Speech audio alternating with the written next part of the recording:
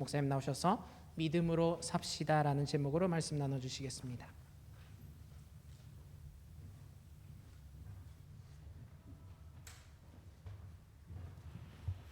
여러분 안녕하세요. 옆에 계신 분들하고 좀 인사를 하시죠. 잘 계셨더랬어요? 네, 반갑습니다. 여러분 기도해 주셔서 제가 한 2주간 한 열흘이 되겠습니다만은 미국 휴스턴에 있었던 선교 회의와 그리고 또 가정교회 리더십 컨퍼런스를 참여하고 돌아왔습니다. PCR 검사도 잘 받고 음성이 되어서 비행기를 탈 수 있어서 감사했었습니다. 오늘 저희 교회에 오신 몇 분 계셔서 좀 소개하겠습니다. 그 자리에서 좀 일어나시면 저희들이 환영하고 또 교제하겠습니다. 제가 이름을 부를 때 일어나시면 좋겠습니다. 이시야마 아키코 사마. 예, 감사합니다. 아리가토 고자이마스.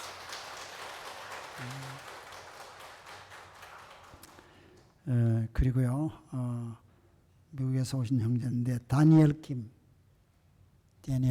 예, 감사합니다. 그리고 미즈스루 카린산, 아리가토 고자이마스. 우리 교회 예배 오신 걸 환영합니다. 주님께서 여러분들을 축복하시리라고 믿습니다. 제가 지난주간 휴스턴에서 그 회의하니까 비행기에서 내려서 바로 회의 장소로 가가지고 건물 안에서 회의하다가 건물 안에 있다가 또 비행기 타고 왔습니다. 그래서 그럼 원체 더워서 밖에 나가니까 42도 정도 돼요, 낮에는. 그러니까 이 콘크리트 아스팔트 이런 데서 반사일이 되니까 땅을 쳐다보는데도 눈이 부셔요, 그런 뜨거운 지역인데 기간 중간에 휴스턴 서울교회 수요 기도회가 있어서 휴스턴 서울교회와 서울교회는 한인교회가 있고 또 미국인 교회 양쪽에 있습니다. 그래서 한인들이 모이는 교회는 한 1,300~400명 모이고 미국인들이 모이는 교회는 한 700~800명 정도 모이는 그런 한 교회 안에 건물이 2개가 있어서 그런 교회입니다. 근데 그 교회 수요 기도회가 있는데 수요 기도회에 가니까 젊은이들이 여름에 이 단기 선교 봉사를 갔다가 와서 보고하는 시간을 갖더라고요. 마침 어떤 젊은이가 그 뉴멕시코주에서 인디안 마을에 가서 여름 단기 봉사를 마치고 돌아와서 간증하는 시간이었어요. 그래서 그 간증을 들을 때에 많은 그 생각을 하게 됐습니다. 이 청년이 간증하기를 자기가 매년 그 원주민 그 인디안 촌에 가가지고 보런티어 활동을 이렇게 하는 이유가 있답니다. 그 인디안들이 많은 상처를 가지고 있잖아요. 자기들이 미국 땅에서 원주민인데 백인들이 들어와가지고 자기들을 몰아내고 그렇게 됐으니까 그 상처가 있는데 이 젊은이도 자기가 어릴 때부터 그 상처를 가지고 쭉 자랐대요. 그래서 인디안 마을에 가서 상처 있는 사람들을 보듬어서 보살피다 보니까 자기 상처가 잘 보이게 되고 자기 상처를 어떻게 치유해야 될 것인가 그런 생각들을 참 많이 했다 하면서 이 젊은이가 그 보고와 간증을 해주더라고요.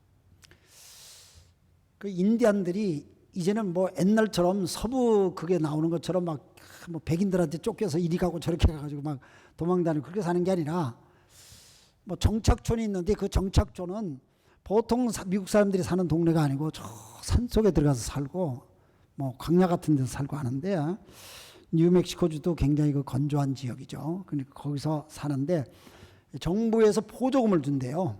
생활비를 도와주는 거죠. 근데 생활비를 도와주니까 고마웠긴 한데 그 생활비를 받고 살다 보니까 이 사람들이 자기 개발을 하려고 하는 그런 의식이 별로 약하대요. 그러니까 자기가 인생을 이렇게 살아야 되겠다 이렇게 도전하는 그런 게 약하다는 거예요. 그래서 그게 너무 안타깝다. 마치 자기가 어린이 시절부터 자기는 왜 이런 가정에서 태어났을까? 왜 나는 이렇게 왔을까? 미국에 이민을 와가지고 자기는 이렇게 고생을 한다. 굉장히 그런 생각 속에 살았던 자기 모습과 이렇게 오버랩이 돼가지고 자기한테는 많은 것들에 도전을 받는 그런 봉사였습니다 하는 그런 간증을 하는데, 제가 그 간증을 들으면서 마귀가 역사하는 건 똑같구나, 마귀가 역사하는 건 똑같구나, 그런 걸 느낌을 가졌습니다. 뭐냐면은 이 마귀는 우리들의 지난 과거의 상처를 딱 붙들고 우리를 딱 묶으려고 그래요. 그래서 사람들이 자기 과거의 상처에 집중하게 해요. 자기의 장래 미래를 보게 하지 않고 자기의 과거를 자꾸 보게 하는 거야. 그래서 과거의 상처에 집중을 하게 하니까 이 마귀가 그렇게 하는 현상이 나타남으로 인해서 우리들이 과거의 상처에 자기가 딱 묶여버려요. 묶여서 나타나는 게 뭐냐면은 모든 일들을 객관적으로 보질 못해요. 객관적으로 보지 못하고 역사의 주관자이신 하나님을 보지 못하고 객관적으로 이웃을 보지 못해요. 또 한 가지는 자기 상처에 꽉 붙들려 있기 때문에 누군가를 원망하고 살아요. 내 부모 때문에 내 인생이 이렇게 됐다. 내 누구 때문에 내 인생이 이렇게 됐다. 자꾸 이렇게 원망하는 게 그게 평생 가요. 그래서 자기 상처에 이렇게 확 묶여 있는 사람은 지구상에서 자기가 가장 불행한 사람이라고 자기 상처를 너무너무 집중해요. 자기 상처를 집중하기 때니까 사는 게 이미지가 좀 이렇게 밝지 못해요. 어두워요.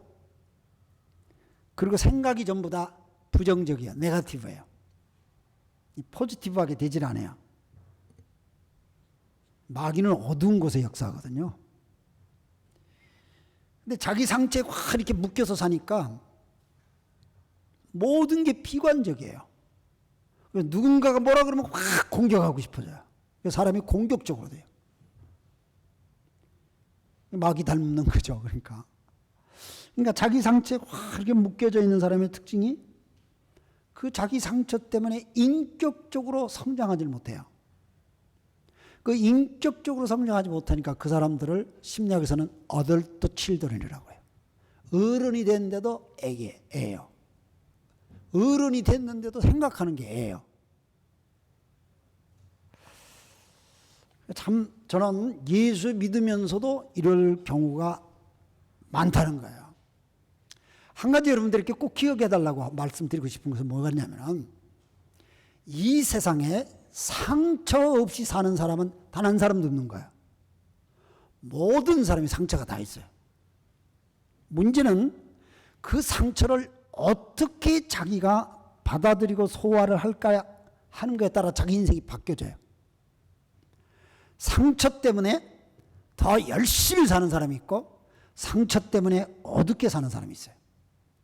과거에 상처가 있으니까 그것이 교훈이 되어져서 상처받은 사람을 보듬어주는 사람이 있는가 하면은 과거의 상처 때문에 사람들을 공격하고 괴롭히는 사람이 있어요.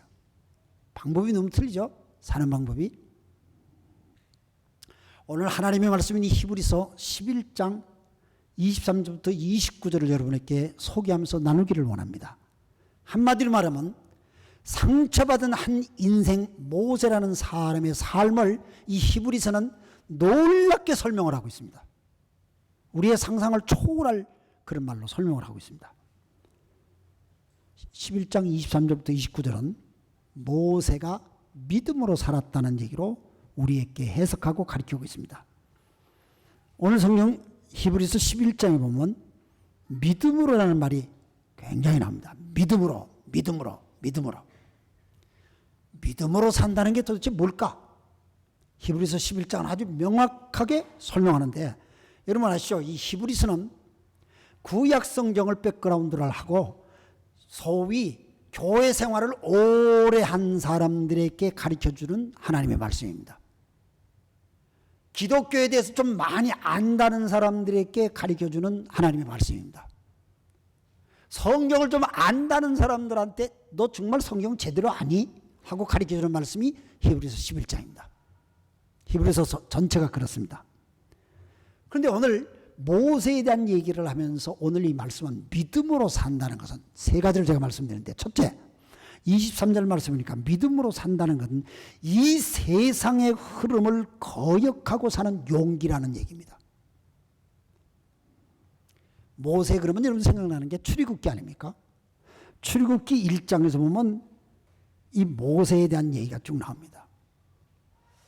이스라엘 백성들이 애굽에 가서 살았던 이유는 요셉 시대에 이스라엘 백성들이 애굽으로 내려가 살게 되고 그 후손들이 많이 늘어나서 살았죠.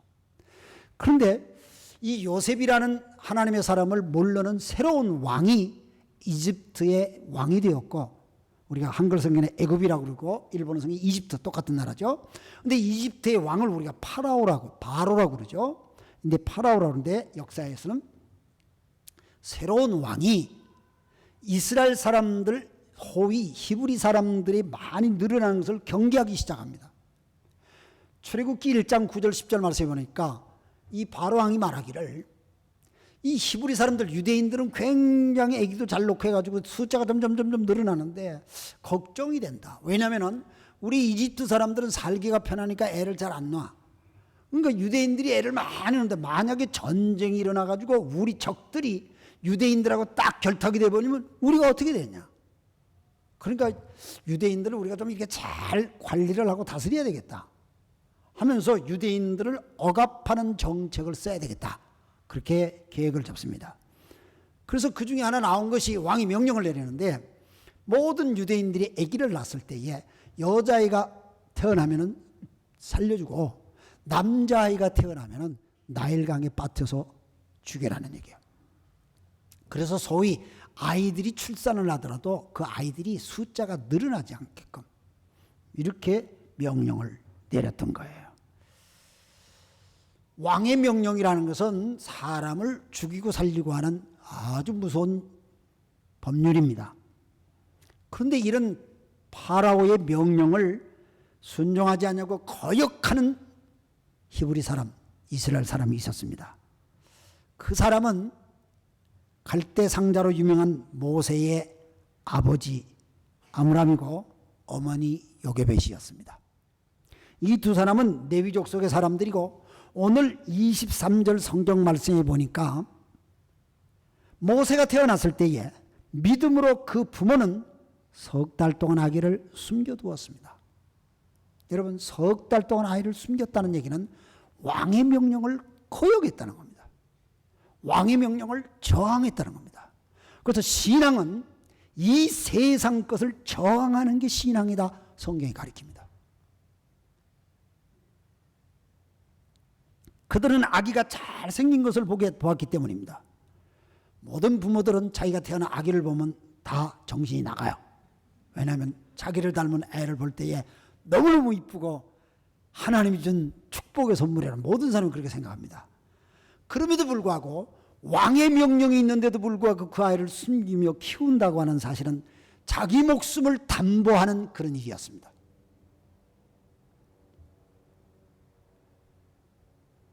23절 마지막에 뭐라고 하냐. 그들은 왕의 명령을 두려워하지 않았습니다. 믿음으로 산다는 것은 이런 겁니다. 히브리서가 지금 우리에게 말씀하고 있어요. 왕의 명령을 두려워하지 않았습니다. 그래서 아이를 키웠습니다. 석 달 동안 키우니까 더 이상 애기 울음소리에 키울 수가 없어요. 그래서 그들은 왕의 명령을 어겼지만은 우리 끝까지 이 애를 지켜볼 방법을 찾자. 하나님이 지혜를 주시는데 그들이 갈대 상자에 역청을 치라고 갈대 상자 속에 아기를 담아서 나일강에 띄우기로 했어요. 그것은 나일강에 매일 바로 왕의 공주가 나와서 목욕을 하는데, 공주가 나와서 목욕할 즈음에 그 갈대 상자를 띄우면 공주가 어떻게 해줄 것 같다 하는 생각이 들었던 겁니다. 그래서 갈대 상자에 애를 넣어서 강에 띄우고 그 아이가 어떻게 되는지 그 상황을 지켜보기 하기 위해서 그 누나인 미리암을 그 갈대 상자가 내려가는 길목에서 지키게 했습니다. 아니나 다를까 바로의 공주가 나와서 목욕을 하는데 애기 울음소리가 들려서 갈대 상자를 건져서 꺼내보니까 애기가 있는 거야. 유대인 애기예요. 꺼내서 내가 이 애를 키워야 되겠다. 그걸 지켜보고 있던 그 누이 미리암이 쫓아가서 공주마마, 이 애한테 젖 먹일 수 있는 유물을 제가 좀 소개해드려도 되겠습니까? 아, 그 참 잘됐다. 그래서 친엄마를 소개하는 거예요. 그래서 모세가 친엄마 속에 젖을 먹으면서 자라면서 애굽 궁전에서 자라는 거예요.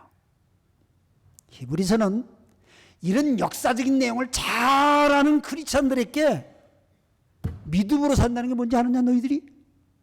너희들이 모세에게는 누구보다도 잘 알지 않느냐? 믿음으로 산다는 게 뭔지 아느냐?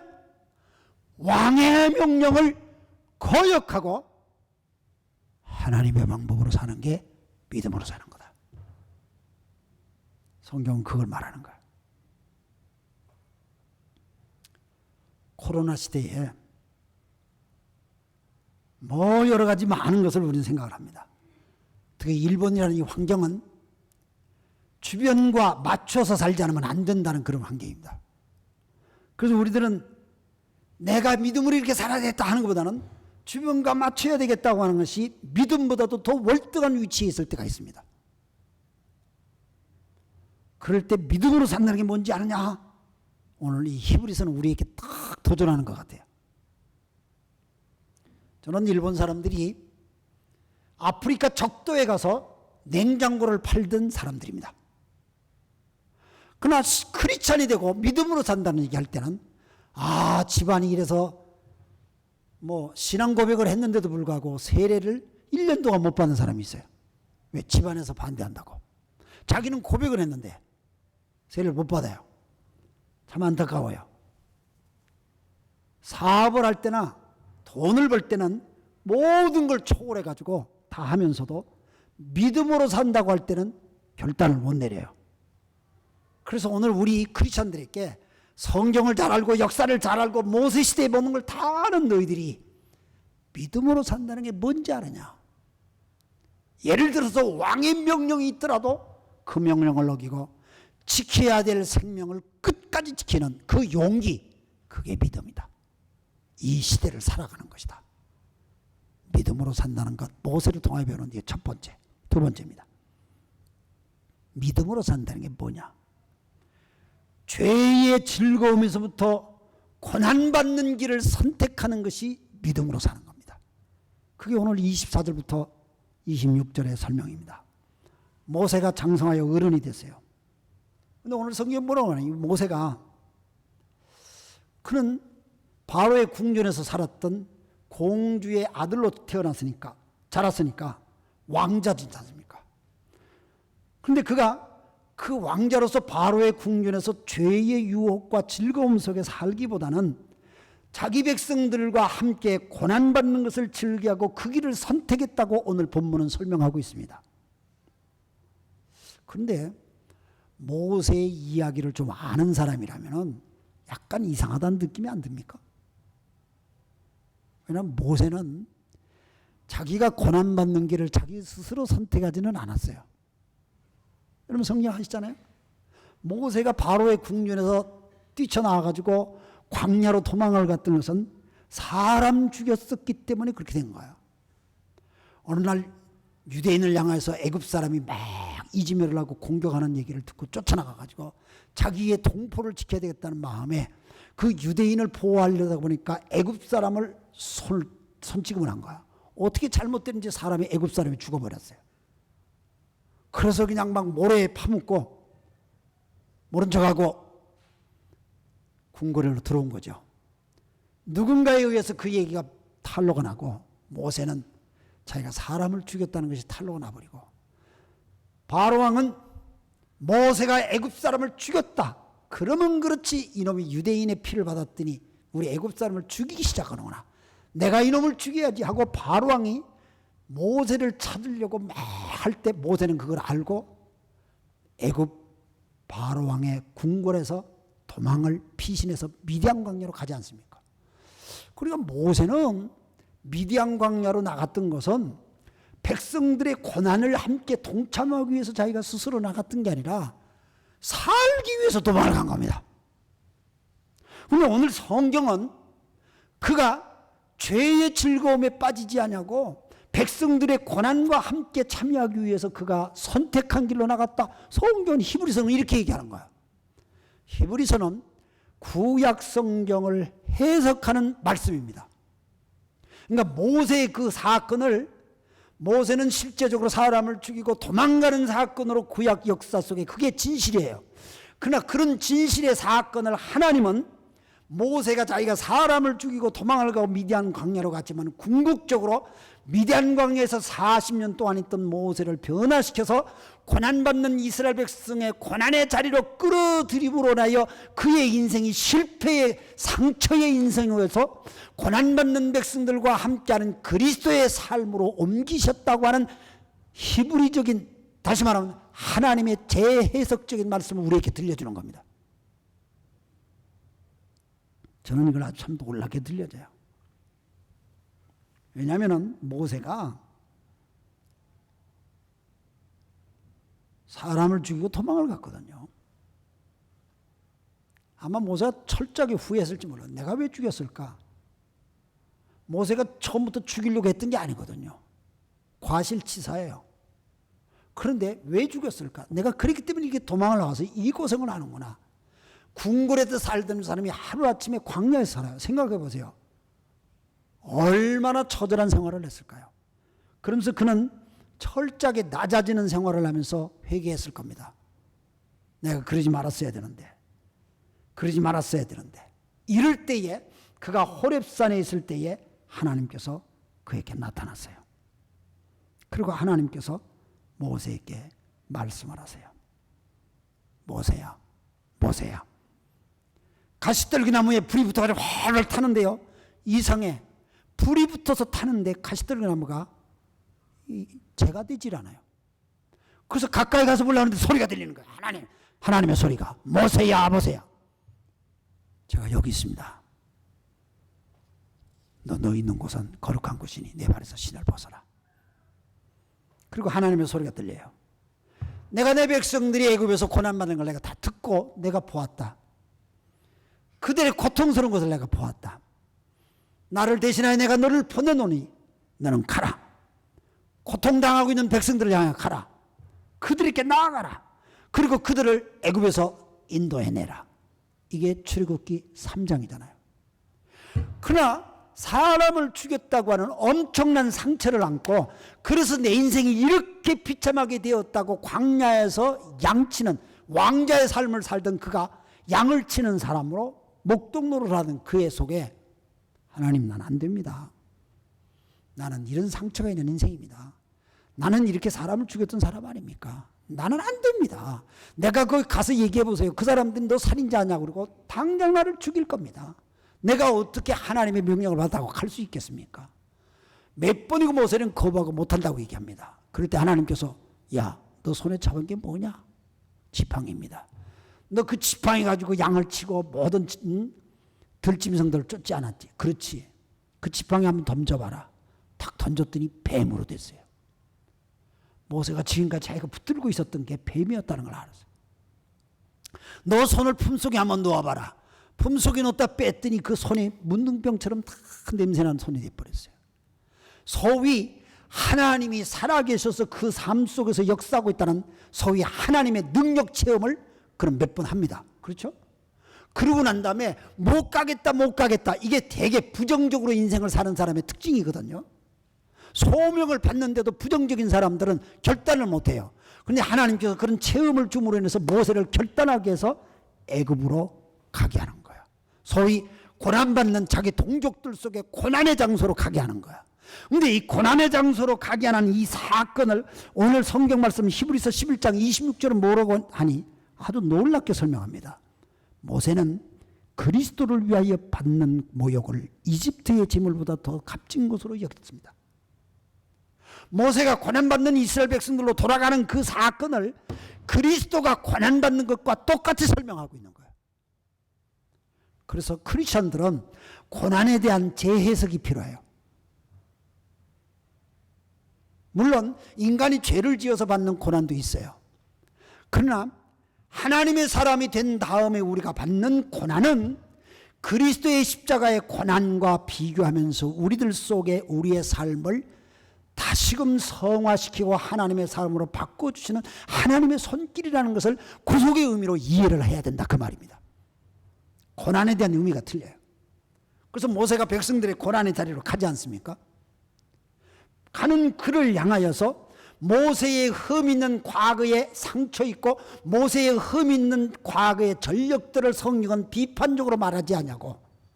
하나님의 눈길은 그가 고난의 자리요 간 것 그 자체를 그리스도의 고난에 동참한 것으로 얘기를 설명하고 있는 이 히브리서의 재해석이야말로 오늘 이 시대를 고난받으며 믿음으로 사는 그리스도인들을 향한 하나님의 크나큰 위로라고 저는 믿습니다.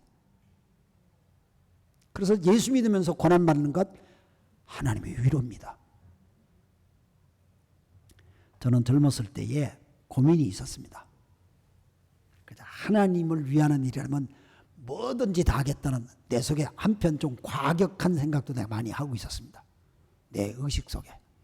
막 젊어서 대학생 때는요, 우리 세대는 데모하던 세대거든요. 그런데 막 그런 세대가 있어. 나는 막 하나님이 명령하신다면 난 막 저 절간에 가서 내가 폭파시킬 거야. 막 이런 생각도 하고요. 얼마나 웃기는 생각이에요. 하여튼 희한한 그런 젊은이였어요. 그런데 하나님이 내 인생을 인도한다는 걸 내가 믿었는데 하나님이 내 인생에 어떨 때는 하나님이 오른쪽으로 인도하는 것 같기도 하고 어떨 때는 왼쪽으로 인도하는 것 같기도 해요. 그런데 하나님 인도하는 길이 꼭 두 가지로 보일 때가 있단 말이에요.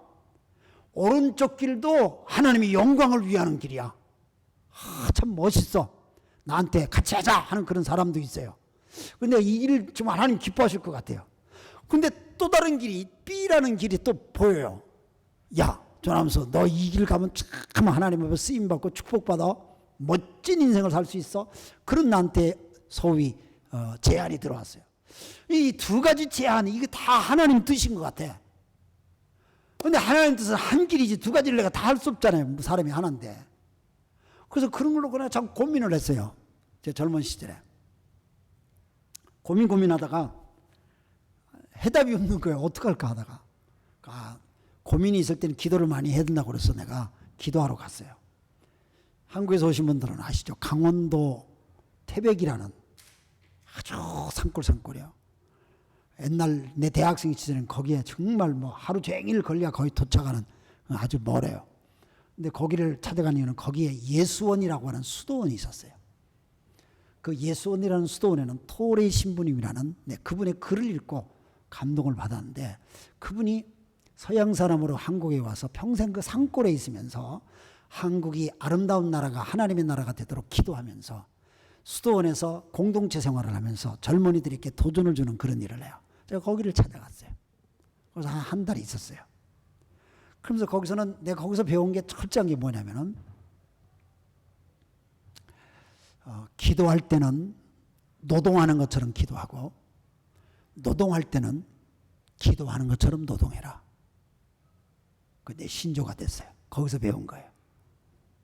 기도할 때는 노동하는 것처럼 기도해야 돼. 노동할 때는 기도하는 것처럼 노동을 해야 돼. 다 신성한 거예요. 거기 배웠어요. 그런데 너무 고민이 돼서 내가 그 토레이 신부님, 성공의 신부님이에요. 우리 개신교 목사하고 똑같아요. 그분도 결혼해서 사모님도 계시고. 그래서 내가 이렇게 고민을 합니다. 이렇게 얘기했더니 너무나 이분이 아주 명쾌하게 대답을 해주시는 거예요. 저보고 조 형제, 좁은 길로 가. 좁은 길로 가. 좁은 길은 구체적으로 뭐예요? 두 길이 보이면은 조금 더 고생할 것 같다 하는 길을 가. 조금 더 고생하는 길, 그 길로 가. 그러면 절대로 괜찮아. 저는 그때부터 하나님이 두 가지 길이 나한테 보여준다면은 고생하는 쪽을 선택하는 것이 나의 삶의 원칙이 됐습니다. 여러분, 고난을 이해할 때에 그리스도 없이 고난을 이해하면 저주입니다. 예수의 십자가를 앞에 보면서 고난을 이해하면 그거는 하나님의 구속을 이루는 축복입니다. 모세는 고난받는 동족을 향하여 나아가는 선택을 했습니다. 인생은 선택입니다. 선택을 통하여 자기 인생을 만들어내는 겁니다. 그 자기의 인생이 어떻게 빛이 나느냐? 그냥 돌은 그냥 돌인데 깎아지면 그게 금광석이 돼요. 그냥 돌멩인데 깎아지면 그게 다이아몬드가 돼요. 고난은 내 삶을 그리스도로 깎아줍니다. 그래서 믿음으로 산다는 건 그런 겁니다. 그래서 믿음으로 사는 뜬구름 속에 사는 게 아니고 현실 속에 사는 겁니다. 고난을 잘 받아치기 바랍니다. 세 번째로, 믿음으로 산다는 것은 어리석게 보이는 홍해를 건너는 순종입니다. 믿음으로 사는 사람이 사는 모습을 보면 전부 다 어리석게 보입니다. 여러분, 믿음으로 사는 사람들 보면 우리가 이해가 안 갑니다. 어떻게 저렇게 살아? 모세와 이스라엘 백성들이 눈에 보이지도 않는 하나님을 믿는다고 했습니다. 애굽 사람들이 볼 때 너무나 웃겨요. 생각해 보세요. 빵을 먹는데 이스트를 넣지 않고 빵을 만들어요. 이런 빵 속에 빵 부풀게 하는 이스트를 넣지 않고 빵을 굽는다 생각해요. 밀가루 반죽해서 그냥 구우면 얼마나 그게 딱딱해요. 근데 그 딱딱한 걸 씹어 먹으면서, 그리고 그들이 양을 피를 뽑아가지고 자기의 문설주 문 앞에다가 갖다 뿌려요. 뭐 그러면 그냥 재앙이 넘어간다나? 얼마나 이게 어리석어요. 얼마나 우습게 보입니까? 한 번도 경험이 없어요. 아무런 장비도 없어요. 배 한 척도 없어요. 사전에 준비도 없어요. 계획도 없어요. 한두 명입니까? 애들까지 포함하면 200만 명이나 되는 엄청난 많은 사람을 모세가 데리고 홍해라는 바다를 걷는데요. 그것도 맨발로 걷는데요. 생각을 해보세요. 우리가 이성적으로 보면은, 그들의 역사를 보면은 이게 집단적인 광기, 집단적으로 미친 사람들의 행동이죠. 안 그래요? 믿음으로 사는 사람들을 볼 때에 세상은 전부 다 미친 사람으로 보입니다. 정상으로 안 보입니다. 그러나 믿음으로 산 신앙의 선배들의 모습이 우리들에게 보여주는 것은 그런 상황 앞에서도 철저하게 순종했다는 겁니다. 이게 믿음이에요. 오늘 저는 여러분에게 주보에 깨진 창문을 고칩시다, 뭐 그런 뜻으로 글을 썼어요. 범죄 심리학에서 나오는 용어인데, 이 코로나 속에 신앙생활을 하다 보니까 자기가 어떤 부분이 깨졌는지를 몰라요. 근데 깨진 걸 그대로 방치해 두면은 나중에 그게 익숙해져 가지고 그냥 망한다는 거예요. 빈집을 그냥 계속 빈집으로 두면은 어느새 와서 거미줄이 줄을 치죠. 제가 미국에 한 열흘 동안 학교 문 안 열고 이렇게 닫아놨더니 거미줄이 벌써 다 쳤어. 그 열흘밖에 안 되는데. 지나가는 사람들이 돌을 던질 거예요. 창문이 하나 깨져보세요. 그 다음 사람은 그 다음 옆에 창문 또 깰 거예요. 심리적인 그런 범죄 법칙이 있어요. 그래서 그런 허술한 집은 빨리 깨끗하게 해놔야 보존이 잘 된다는 거예요. 저는 오늘 여러분들께 이스라엘 백성들이 홍해를 건넌다고 하는 이 사실은 지금까지 자기들을 딱 붙들고 있던 애굽을 뒤로 하고 그냥 건너는 거예요. 홍해를 건너버리는 것은 애굽을 완전히 잊어버리는 거예요. 애굽을 완전히 끊는 거예요. 홍해를 건너는 것은 그냥 뭐 바다를 건넜다 이런 정도로 끝나는 게 아니라, 홍해를 건넌 사람은 굉장히 중요한 메시지가 있어요. 그건 홍해를 건넌 것은 자기들이 실컷 좋건 간에 지금까지 고생은 좀 했지만은 그래도 세 끼 밥 먹는 데고요. 그래도 자기 잠잘 곳이 있었고요. 그들이 자기 자식들을 키울 곳이 있었고요. 공부할 곳이 있었고요. 환경이 그렇지 않습니까? 그런 상황에 애굽을 완전히 떠나는 것이 홍해를 건너거든요. 두 번 다시 홍해를 건너버리면 못 돌아와요. 그냥 사람들이 홍해를 건너는 걸 미련이 있는 거예요. 홍해를 잘 못 건너요. 오늘 저와 여러분들 똑같이 우리들도 떠나지 못하는 자기의 과거의 애굽이 있어요. 떠나지 못하는 그런 애굽이 자기한테 있다 그 말이에요.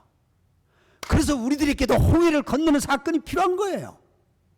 그런데 이 홍해를 건널 때에 우리가 지성적으로 납득이 돼서 홍해를 건넌다? 천만의 말씀이야.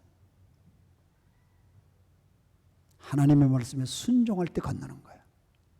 그건 납득해서 건널 수 없어요. 왜? 그걸 다 우리는 이해를 못해요. 이해를 할 수가 없어요. 현실적으로 너무 안 맞거든요. 창세기 19장에 보면은 소돔성이 멸망을 할 때에 그 소돔성에 하나님 불심판 하시잖아요. 근데 불심판 하기 전에 거기에 아브라함의 조카가 살았죠. 롯이라는 조카가 살았는데 하나님께서 그 조카를 빨리 불러내야 되겠다. 그래서 아브라함을 통해서 그걸 전달을 하는데도 이 조카가 말을 안 들어요. 그래서 어느 날 하나님이 천사들을 보내잖아요. 천사들을 보내는 이유는 하나님이 천사가 가가지고 강권적으로 롯의 가족들을 끌어내죠. 강권적으로. 하나님이 급하면은 반강제적으로 우리를 구원시킬 때가 있어요. 반강제적으로 구원시키는 거 여러분 아세요? 어떤 사람 딱 막 질병으로 때리고, 어떤 사람은 교통사고로 때리고, 어떤 사람은 사업의 실패로 때리고, 그렇잖아요. 반강제적으로 막 확 인생을 바꾸게끔 할 하나님의 손길이 있다 그 말이에요. 그런데 롯의 가족이 천사들이 와서 반강제로 끌고 가죠. 근데 천사들이 뭐라 그래요? 절대로 이 소돔성을 떠날 때 뒤돌아보지 마라. 뒤돌아보지 마라. 그렇게 얘기해요. 그것은 인생은 자기가 떠나야 될 그 애굽이 있는데 떠나는 애굽을 떠나면서 자꾸 뒤돌아보게 돼요. 자꾸 미련이 있다는 거예요. 그만큼 우리가 못 떠난다는 거예요. 못 떠나는 게 있어요. 비록 예수 믿는다고 교회에 와서 자리에 앉아있지만은 못 떠나는 애굽들이 다 있어요. 떠나라는 거예요. 이걸 떠나야 돼요. 성지순례로 이스라엘을 가면은 사해바다 옆에 기둥 하나 큰 게 있어요. 그냥 거기 옆에 산들이 좀 있고 기둥 하나가 딱 있는데 가이드가 뭐냐면은 롯의 부인이 소돔성 많은 걸 뒤돌아보다가 소금 기둥 됐다고 전해지는 전설의 기둥이 이겁니다. 진짜가 그거다. 뭐 그렇게 확신은 못 하더라고요. 그 얘기를 들었어요. 가서 봤어요. 저와 함께 갔다 오신 분이 몇 분 계시잖아요. 여러분, 우리가 떠나야 될 자기의 애굽이 있는 거야. 근데 그걸 못 떠나. 근데 홍해를 건너버리면 떠나는 거야.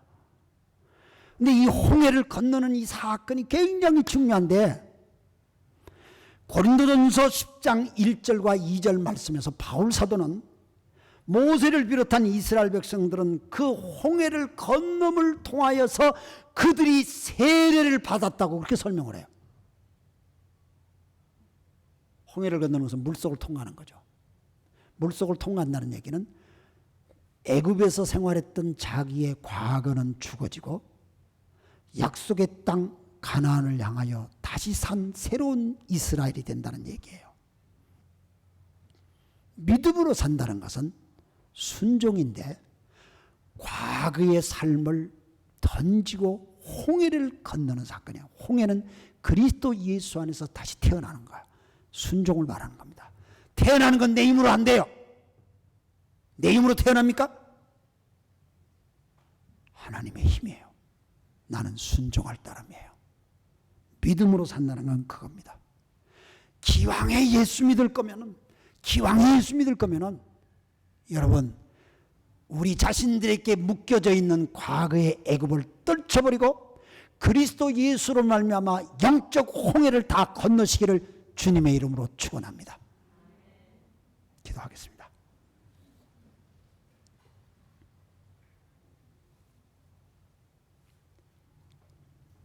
살아계신 아버지 하나님, 오늘도 우리에게 히브리서 11장을 통하여서 깨우쳐 주시는 하나님의 말씀을 듣고 이렇게 살아서 믿음으로 사는 걸까? 우리 자신들의 믿음을 돌아보게 하시니 감사합니다. 주님, 우리가 정말 지켜야 될 것이 있다면 왕의 명령을 두려워하지 않냐고 믿음으로 그 자리를 지켰던 모세의 부모들처럼 우리도 하나님을 두려워하고 세상을 두려워하지 말고 지킬 것을 지키게 해주시고 믿음으로 산다는 것은 고난받는 것을 선택하는 것인데, 고난에 대하여 두려워하지 말고 고난의 길을 선택하는 적극적 믿음을 갖게 해주시고, 믿음으로 산다는 것은 이해할 수 없는 홍해를 건너는 건데 애굽을 뒤로하고 홍해를 건너는 믿음, 순종을 우리에게 허락해 주시어 우리가 믿음의 사람이 되어서 지금 우리들이 히브리서 11장을 펴고 그 옛날 믿음의 선조들의 믿음을 재확인하며 우리의 믿음을 다시 점검해보는 이 시간인 것처럼, 훗날 우리의 후손들이, 우리의 자식들이 우리의 믿음의 발자취를 돌아보면서 그때 우리의 할아버지가, 우리 아버지가, 우리 엄마가, 우리 할머니가 이렇게 믿음으로 살았어, 우리도 이렇게 살아야 되겠다, 이런 말들을 우리 후손들이 할 수 있도록 주여 우리를 불쌍히 여겨 믿음의 사람 되게 해 주옵소서. 오늘도 우리와 함께 하시는 주님을 찬양합니다. 또 한 주간 살 때에 믿음으로 간증의 삶이 이어지게 해 주옵소서. 예수님의 이름으로 기도드립니다. 아멘. 감사합니다. 이제